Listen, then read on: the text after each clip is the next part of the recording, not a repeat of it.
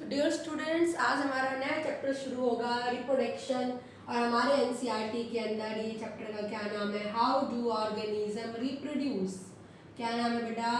How do organism reproduce, कि organism किस तरह से रिप्रोड्यूस करेंगे। पर हम इसके अंदर सारी चीजें क्या पढ़ेंगे बेटा? रिप्रोडक्शन के बारे में पढ़ेंगे। हम किसके बारे में पढ़ेंगे? हम रिप्रोडक्शन के बारे में पढ़ेंगे। और आप ये 8th क्लास के अंदर भी पढ़ के आए हो, बट हम यहाँ पे आपने 7th क्लास के अंदर प्लांट रिप्रोडक्शन पढ़ा हुआ है, ठीक है, असेक्सुअल रिप्रोडक्शन पढ़ा हुआ है, और 8th क्लास के अंदर आपने ह्यूमन रिप्रोडक्शन पढ़ा है। और आपके अंदर यहाँ पे हमारे 4 टॉपिक कवर होंगे। फर्स्ट टॉपिक तो क्या कवर होगा इसके अंदर? असेक्सुअल रिप्रोडक्शन, ये भी पूरा बड़ा सा आएगा, ठीक है। सेकेंड अगर हम बात करेंगे सेक्सुअल रिप्रोडक्शन इन प्लांट्स, क्या शुरू होगा? सेक्सुअल रिप्रोडक्शन इन प्लांट्स होगा। फिर अगर बात करेंगे तो क्या होगा? Sexual reproduction in human beings, किसके अंदर आएगा बेटा? ह्यूमन बींग्स के अंदर आएगा। एंड थर्ड अगर हम बात करेंगे तो क्या आता है? रिप्रोडक्टिव हेल्थ आता है बेटा। ये क्या आता है? रिप्रोडक्टिव हेल्थ आता है। इसके अंदर हम क्या पढ़ेंगे? बर्थ कंट्रोल मेथड्स वगैरह के बारे में ये पढ़ेंगे। तो आपने तीन टॉपिक तो आपने फिर भी प्रीवियस क्लासेस के अंदर पढ़े हुए हैं, बट ये टॉपिक आपने नहीं पढ़ा हुआ। ये बहुत इंपॉर्टेंट टॉपिक है जनरल नॉलेज के लिए, हर तरह से लिए, ठीक है। तो हम यहाँ पे 4 टॉपिक, 4 चैप्टर हो गए 12th क्लास। अगर हम बात करेंगे हमारी फर्स्ट यूनिट ही रिप्रोडक्शन के बारे में आती है, इसमें 4 ही चैप्टर दिए हुए, ये अलग से दिया हुआ, ये अलग से दिया हुआ है, ठीक है बेटा। लेकिन हमारे यहाँ पे सारी चीजें एक साथ दे दी गई है, तो इसके अंदर हम 4 चीजें कवर करेंगे, आराम से करेंगे, समझते हुए करेंगे। सबसे पहले हमारे पास आ जाता है रिप्रोडक्शन। री का मतलब क्या होता है? अगेन। और प्रोडक्शन का मतलब क्या होता है? फॉर्मेशन। तो हम क्या कहेंगे? देखो किस तरह से कहेंगे? Formation of new young ones which are more or less similar to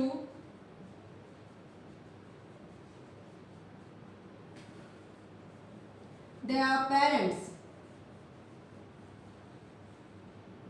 उसे हम क्या नाम दे रहे हैं? रिप्रोडक्शन कह रहे हैं। क्या कह रहे हैं? रिप्रोडक्शन कह रहे हैं। मतलब पेरेंट है, आप उनके बच्चे हो तो आप अपने पेरेंट्स से मिलते हो या नहीं मिलते हो? बिल्कुल मिलते हो। तो वो क्या होगा? एक रिप्रोडक्शन का रिजल्ट है। क्या बेटा? रिप्रोडक्शन का। मोर मतलब असेक्सुअल में ज्यादा मिलते हैं, पूरी मिलते हैं, और लेस मतलब हम हमारे पेरेंट्स से क्या है? कम मिलते हैं। तो वो चीज क्या कहलाई जा रही है? रिप्रोडक्शन। तो formation of new young ones which are more और less similar to their parents. इसके लिए एक वर्ड भी यूज किया गया, लाइक बिगेट्स लाइक। ये भी याद रखना। लाइक बिगेट्स लाइक किसको रिप्रेजेंट करता है? लाइक बिगेट्स लाइक किसको रिप्रेजेंट करता है? मतलब अपने जैसा अपने को ही प्रोड्यूस करेगा। भाई हम हमारे जैसे को ही प्रोड्यूस करेंगे। ह्यूमन बीइंग को प्रोड्यूस कर रहा है, एक डॉग को ही प्रोड्यूस कर रहा है, एक कैट को ही प्रोड्यूस करके कैट ही आ रहा है, ठीक है। उसका नेवियंस क्या होगा बेटा? कैट ही है। तो एक अपने जैसा अपने जैसे कोई प्रोड्यूस करेगा, उसे भी हम क्या नाम देंगे? रिप्रोडक्शन नाम देंगे।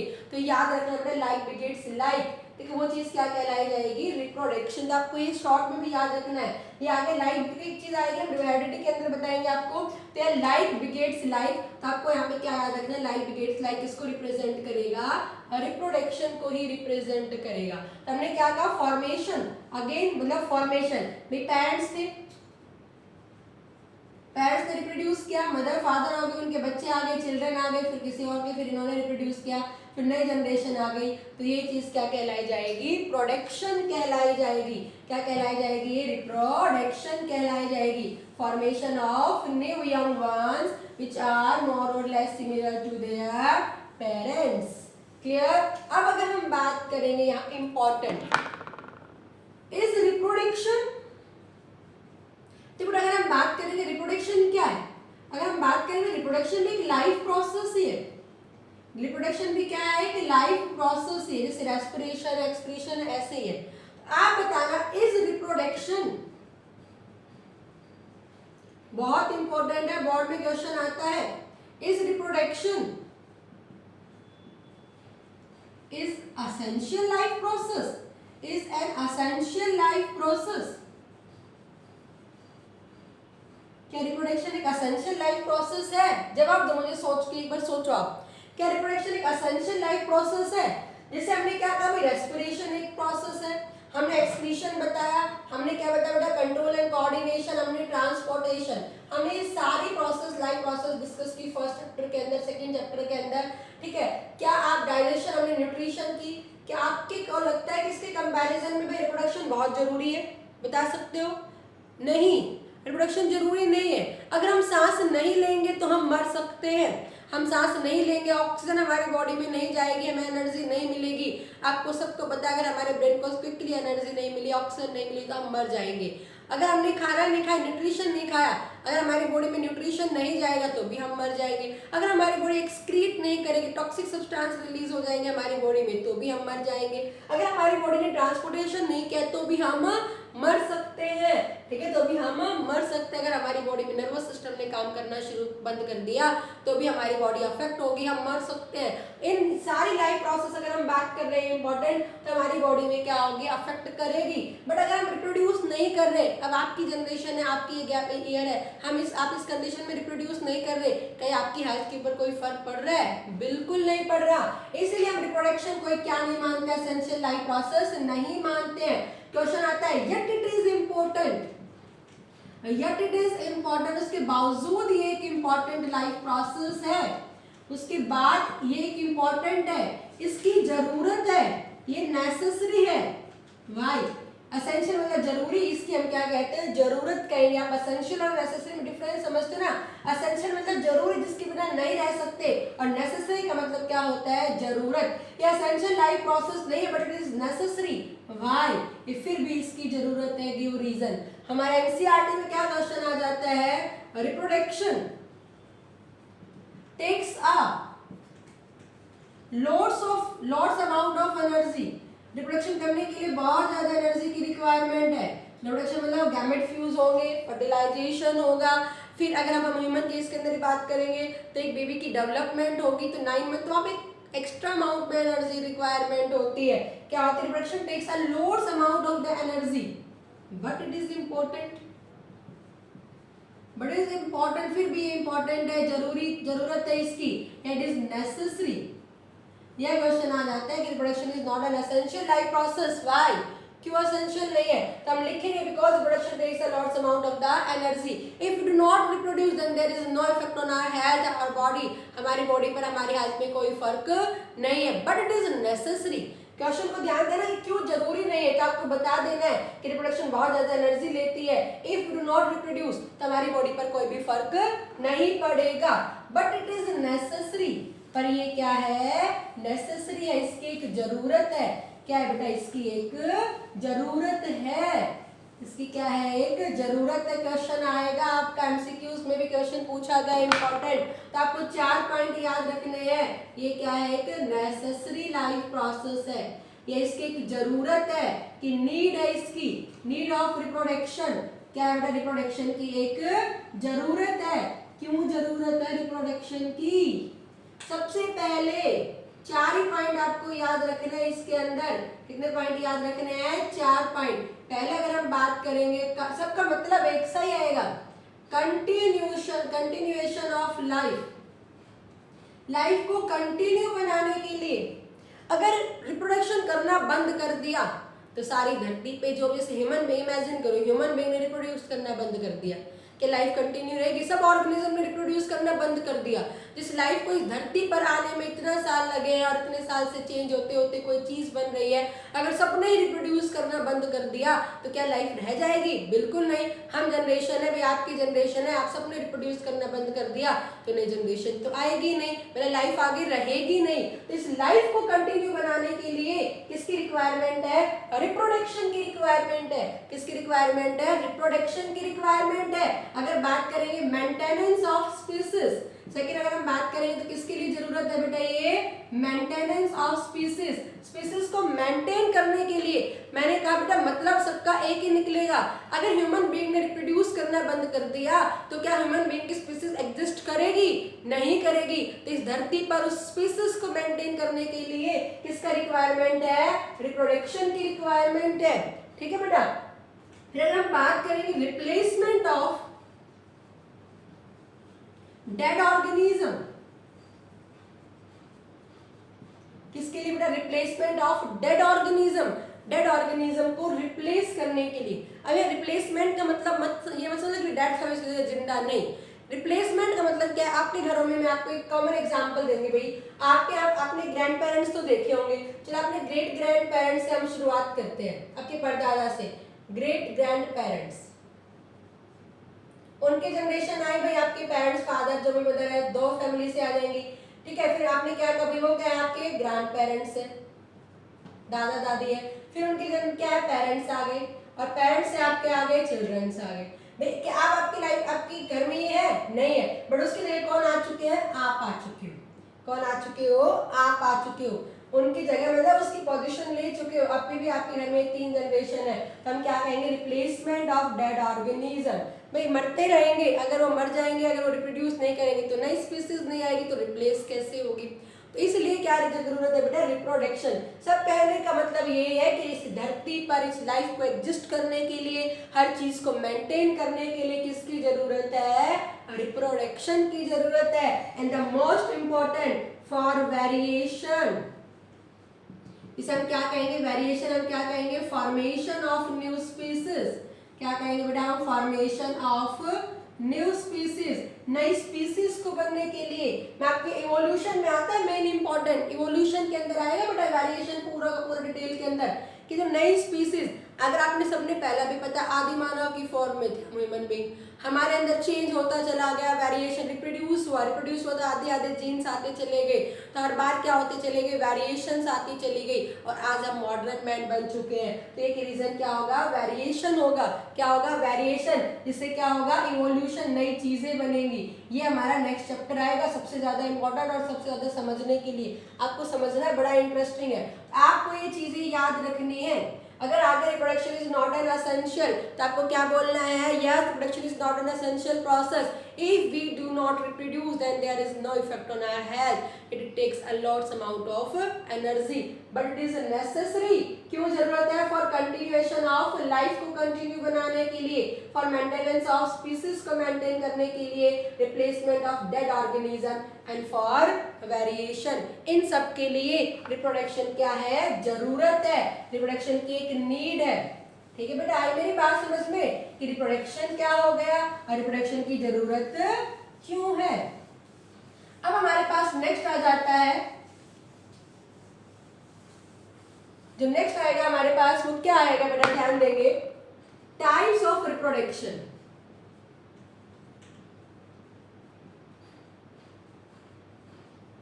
टाइप्स ऑफ रिप्रोडक्शन, तो हम दो टाइप के अंदर डिवाइड कर देते हैं। किसके अंदर डिवाइड कर देंगे हम? 2 टाइप्स के अंदर। सबसे पहले हम क्या बात करेंगे? असेक्सुअल रिप्रोडक्शन है, सेक्सुअल रिप्रोडक्शन कह देंगे, और दूसरा हम क्या कह देंगे बेटा? Sexual reproduction. क्या कह देंगे हम? सेक्सुअल और एसेक्सुअल रिप्रोडक्शन कह देंगे। ठीक है, ए का मतलब क्या होता है? विदाउट। ए का मतलब क्या होगा? विदाउट।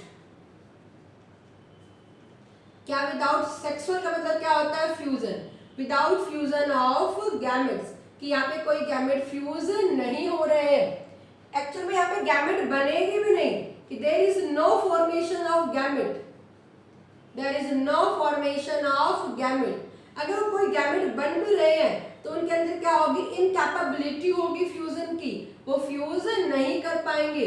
इनकैपेबिलिटी ऑफ फ्यूजन, वो एज अ स्पोर की तरह ही बिहेव करेंगे। किसकी तरह बिहेव करेंगे? As a spores. उनके अंदर फ्यूजन की कैपेबिलिटी नहीं है। तो हम एसेक्सुअल का मतलब क्या कहेंगे? It is a type of reproduction where there is no formation and fusion of gamete. तो एक्चुअली हम क्या कहेंगे? No formation and fusion of gamete. मैं आपको डिफरेंस बता रही हूँ, एसेक्सुअल करेंगे, और सेक्सुअल रिप्रोडक्शन का मतलब क्या हो जाएगा? Fusion of gamete. फिर गैमेट का फ्यूजन कब हो रहा है बोलो? जब फॉर्मेशन होगी। तो यहाँ पे क्या होगा बेटा? फॉर्मेशन भी होगा गैमेट्स का, और क्या भी होगा? फ्यूजन भी होगा। उस रिप्रोडक्शन को हम क्या कहेंगे? सेक्सुअल रिप्रोडक्शन कहेंगे। क्या कहेंगे? Sexual reproduction. तो यहाँ पर फ्यूजन नहीं हो रहा, नो नीड ऑफ फ्यूजन, तो यहाँ एक ही पेरेंट से काम चल जाएगा। किससे काम चल जाएगा? एक ही पेरेंट से। तो क्या होगा बेटा? Uniparental in nature. क्या होगा बेटा? ये यूनिपेरेंटल इन नेचर। कैसा होता है बेटा, ये यूनिपेरेंटल होगा, एक सिंगल पेरेंट्स की। आपका जो मैं बता रही हूँ डिफरेंस से यहीं पे क्वेश्चन आ जाता है, which statement is right about the sexual and sexual. तो आपको सारी चीजें याद रखनी है भैया। फ्यूजन ही नहीं होगा, फ्यूजन नहीं होगा तो एक सिंगल पेरेंट से ही काम चल जाएगा, तो ये क्या होगा, single parental, uniparental in nature. यहाँ फ्यूजन हो रहा है तो दो पेरेंट्स की रिक्वायरमेंट पड़ेगी, तो हम क्या कहेंगे, it is by parental in nature. क्या कहेंगे बेटा, by parental in nature. Clear. अब ये सिंगल पेरेंट्स में भाई मेरे पास एक व्हाइट कलर का चौक है, इमेजिन करो व्हाइट कलर का चौक है, मैंने क्या क्या टुकड़ा किया, उस टुकड़े को मैंने क्या किया, पानी में डाल दिया और एक दोबारा से एक नया चौक बनाऊंगा तो कैसे कलर का बनेगा, वो same as it is white colour का ही बनेगा। इन द सेम वे यहाँ पे फ्यूजन ही नहीं हो रहा है, एक सिंगल पेरेंट से हो रहा है, तो यहाँ पर जो न्यू यंग वंस बनेगा, यहाँ पर जो न्यू यंग वंस बनेगा आर आइडेंटिकल, वो क्या होगा, आइडेंटिकल होगा टू देयर पेरेंट, अपने पेरेंट्स से क्या होगा बेटा, आइडेंटिकल। आइडेंटिकल मतलब किस में भी होगा, जेनेटिकली भी होगा, जो जीन्स उसके अंदर था वही सेम टू सेम जाएगा, और बाहर वाले मॉर्फोलॉजिकली भी, मॉर्फोलॉजिकल मतलब क्या होगा, एक्सटर्नल स्ट्रक्चर के अंदर भी, किसके अंदर बेटा, एक्सटर्नल स्ट्रक्चर के अंदर भी क्या रहेगा, बिल्कुल सेम रहेगा, क्या रहेगा, बिल्कुल सेम टू सेम रहेगा। आई अब मैंने क्या कहा भाई, सेक्सुअल रिप्रोडक्शन दो पेरेंट है, एक मेरे पास रेड कलर का चोक है और एक मेरे पास व्हाइट कलर का चोक है, दोनों के मैंने टुकड़े किए और दोनों टुकड़ों को मैंने पानी में डाल दिया। अब मैंने उन दोनों टुकड़ों को बना के एक चौक बनाया, क्या वो रेड कलर का रहेगा या व्हाइट कलर का रहेगा, वो पिंक कलर का आएगा, रेड में व्हाइट मिक्स कर देंगे तो लाइट मतलब रेड कलर का बनेगा, सेम टू सेम तो नहीं बनेगा ना, क्योंकि आधे तो कैरेक्टर किसके आगे, एक के आगे, आधे कैरेक्टर दूसरे के आगे, तो यहाँ पे हम क्या कहेंगे बेटा, ये not identical to their parents, जो न्यू यंग वंस बनते हैं not identical to their parents, वो अपने पेरेंट्स से आइडेंटिकल नहीं होंगे, not identical to their parents, क्योंकि हाफ किसके आ जाएंगे, मदर के, हाफ किसके आ जाते हैं, फादर के आ जाते हैं, तो these are not identical to their parents. और यहाँ पर कौन से रिप्रोडक्शन में आइडेंटिकल हो गए हैं, तो आपका आंसर क्या आएगा, एसेक्सुअल। बोर्ड में क्वेश्चन पूछे गए हैं, why the new young ones of asexual reproduction are genetically identical to their parents, तो आपको आंसर में यही लिखना है, because there is no fusion and formation of gametes. और यहाँ पर आइडेंटिकल क्यों नहीं है, बिकॉज यहाँ पे फ्यूजन भी और फॉर्मेशन भी गैमेट्स का हो रहा है। ठीक है बेटा। नेक्स्ट अगर हम बात करेंगे, तो क्या बात करेंगे, जो इनके न्यू यंग वंस होंगे, क्या होंगे बेटा, इनके जो न्यू यंग वंस होंगे उन्हें हम क्या कहेंगे, क्लॉन्स कहेंगे। क्या कहेंगे, क्लॉन्स। क्या कहेंगे, क्लॉन। क्लॉन का मतलब समझते हो ना, कि जो जेनेटिकली आइडेंटिकल होता है, भाई ह्यूमन बीइंग का क्लोन बनाने की सोच रहे लेकिन पॉसिबल नहीं हो पाया है, आपने देखा है भाई शीप का बनाया, डॉली शीप बनाई है, तो एक क्लॉन्स बनाए हैं जो जेनेटिकली आइडेंटिकल होगा अपने पेरेंट्स से, होगा ना, उसे हम क्या नाम देंगे, क्लॉन्स। तो इसके न्यू यंग वन जो प्रोड्यूस होगा उसे हम क्या नाम देंगे, क्लॉन्स। और इसके न्यू यंग वन जो प्रोड्यूस होते हैं उन्हें हम ऑफस्प्रिंग्स कहते हैं, जनरली क्या कहेंगे, उन्हें हम ऑफस्प्रिंग्स कहेंगे। अब उस क्लोन था, उस क्लोन से एक और क्लोन बना दिया गया, उस क्लोन से और क्लोन बना दिए गए, उसी से पेरेंट से हम, तो ये जो क्लोन बना उसे हम क्या नाम, सॉरी बेटा सॉरी, जैसे हमारे पास एक पेरेंट था, इससे क्या बना दिया गया, क्लोन्स बना दिया गया। अब इससे एक और क्लोन बना दिया गया, इससे एक और क्लोन बना दिया गया, तो ये सारे क्लोन्स हो गए, लेकिन एक ही चीज से क्लोन बनाए गए हैं, तो उसे हम क्या नाम देंगे, रैमेट्स कहेंगे। क्या कहेंगे, रैमेट्स। तो देखो ध्यान देना बेटा, न्यू यंग वंस या clones of the same parents, clones of the same parent, एक ही पेरेंट के जो क्लोन बनाए गए हैं उन्हें हम क्या कहेंगे, रैमेट्स। कहने में इसके क्या हो गए भाई, जो भी सिस्टर लगा लो, कुछ भी लगा लो, एक जैसा होता है, एक जैसे बनेगा, तो वो चीज क्या कहलाई जाएगी, यहाँ रैमेट्स। वेल यहाँ पर offspring of same parents, offspring of same parents, भाई मदर फादर है, रिप्रोडक्शन हुआ, एक बच्चा हुआ, फर्स्ट चाइल्ड हुआ, फिर मदर फादर ने दोबारा रिप्रोड्यूस किया, दूसरा बच्चा हुआ, ये होंगे उनके ऑफस्प्रिंग, बट ये दोनों ऑफस्प्रिंग आपस में क्या कहलाए जाएंगे, भाई बहन या भाई भाई कहलाए जाएंगे, तो उसे हम क्या नाम देंगे, सिबलिंग्स। और इस कंडीशन में क्या नाम दे देते हैं, रैमेट्स कहेंगे। तो आपको याद रखना, अगर रैमेट्स भी किससे रिलेट हो जाएगा बेटा, इससे एसेक्सुअल रिप्रोडक्शन से। रैमेट हम क्या कह रहे हैं बेटा, एक के ही क्लोन कह रहे हैं, ठीक है, क्लॉन्स ऑफ द सेम पेरेंट, उसे हम क्या नाम दे रहे हैं, रैमेट। वाल इधर हमने क्या कहा, offspring of the same parent, उसे हम क्या नाम दे रहे हैं, सिबलिंग्स कह रहे हैं। क्या नाम दे रहे हैं, सिबलिंग्स कह रहे हैं। और यहाँ पर जनरली जो डिवीजन होगा सेल का वो कौन सा डिवीजन होगा, माइटोसिस होगा। कौन सा होगा, माइटोसिस होगा। और यहाँ पर जो डिवीजन होगा वो क्या होगा, मियोसिस। मियोसिस का मतलब क्या होगा, रिडक्शन डिवीजन होगा बेटा। कैसा डिवीजन होगा, reduction division. Half number of chromosome आ जाएंगे और यहाँ पे क्या हो जाएंगे, इक्वेशनल डिवीजन हो जाएगा। एक सेल साइकिल की अलग से वीडियो बनाऊंगी बेटा मैं, जब भी मुझे टाइम लगेगा पक्का। तो आपको याद रखना माइटोसिस एंड मियोसिस। यहाँ पे कौन सा डिवीजन होगा, माइटोसिस, और यहाँ पे कौन सा डिवीजन होगा, मियोसिस होगा।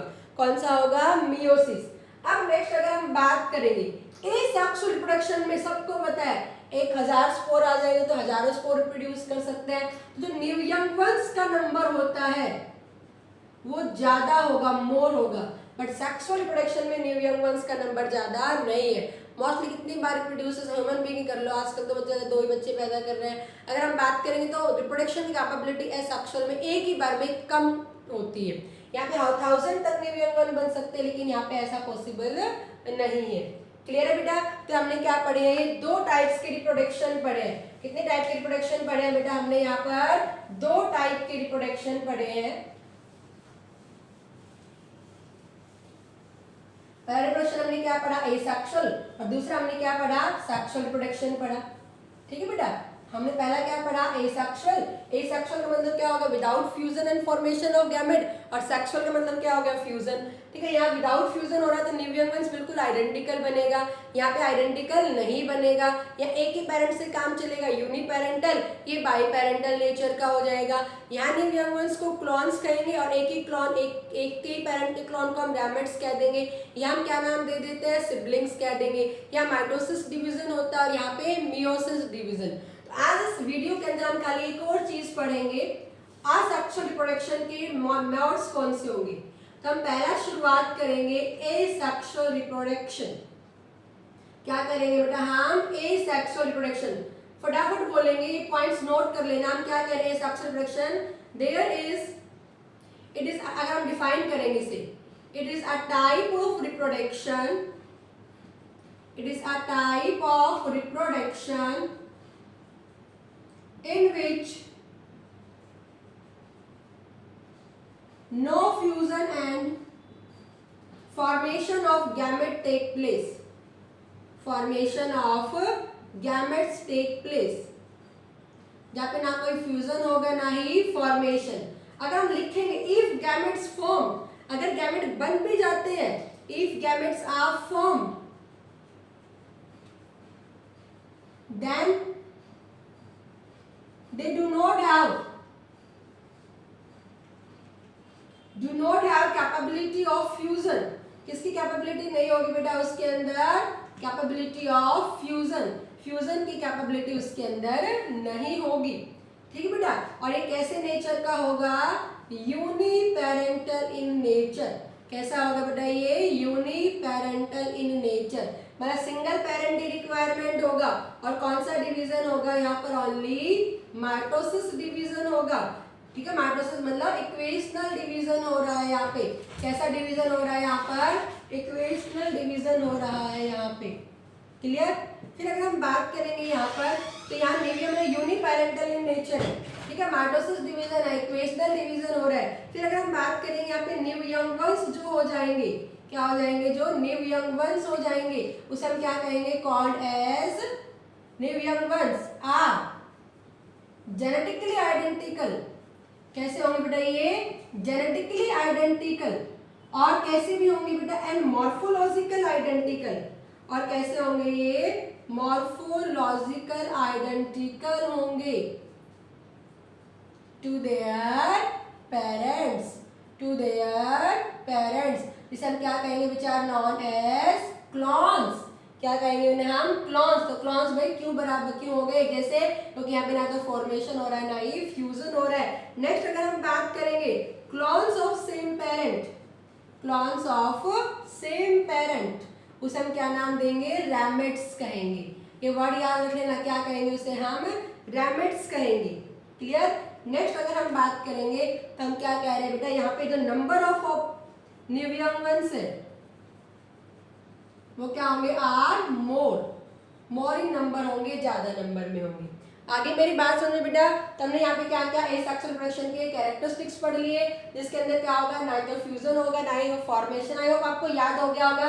अगर गैमेट बन भी जाते हैं तो उनके अंदर कैपेबिलिटी फ्यूजन की नहीं होंगी, वो एज ए स्पोर की तरह बिहेव करेंगे, यूनिपेरेंटल होंगे, माइटोसिस डिवीजन होगा, आइडेंटिकल होंगे क्लोन्स, और क्लोन्स एक ही पेरेंट के क्या कहलाए जाएंगे, गैमेट, और नंबर क्या होगा, ज्यादा होगा। अब इसके अंदर अगर हम बात करेंगे नेक्स्ट, तो हम क्या पढ़ेंगे, मोड ऑफ, कि कौन कौन से मेथड हो जाएंगे एसेक्सुअल रिप्रोडक्शन की, कौन कौन सी टाइप्स करेंगे मोड ऑफ एसेक्सुअल रिप्रोडक्शन, कौन कौन से मोड हो जाएंगे यहाँ पे एसेक्सुअल रिप्रोडक्शन के।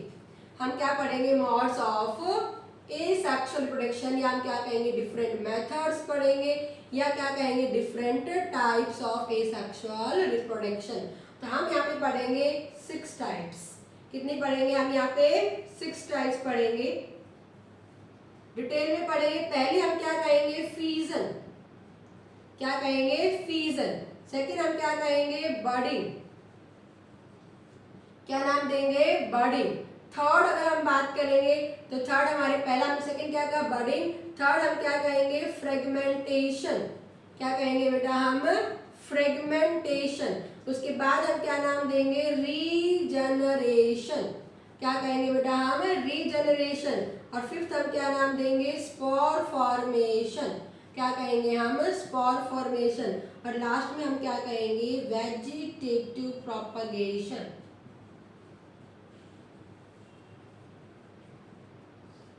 क्या नाम देंगे, वेजिटेटिव प्रोपगेशन कहेंगे। Fission, budding, fragmentation, regeneration, spore formation and vegetative propagation. तो ये 6 मेथड्स आएंगे जिसको हम 1 बाय 1 डिटेल में पढ़ेंगे।